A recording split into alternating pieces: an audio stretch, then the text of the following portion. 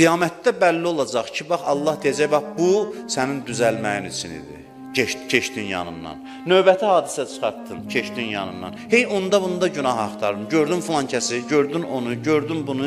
Bir dəfə demədin, gördün məni. Bunlar hamısı sənin üçün idi.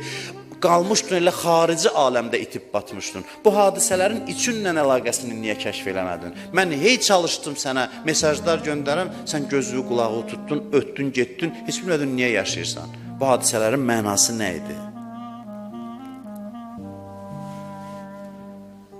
Özü ilə məşğul olan adam dünyadaykən elə qiyamətdəki kimidir. Bir anlayır hər şeyi. Baxır təbəssümlə, hə, bildim bu hardan gəldi. Hər bir hadisəyə belə dodağında təbəssüm yanaşır. Hikmətamiz təbəssüm. Yəni başa düşdüm, bəli, aydındır.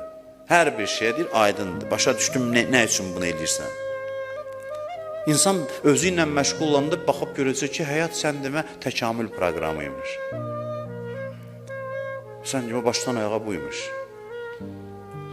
Belə yanaşanda məsələ. Amma biz elə yanaşmırıq. Biz elə bilirik ki, biz haradasa Allah var. O Allah bizə yol göstərib. Bizim də bir həyatımız var.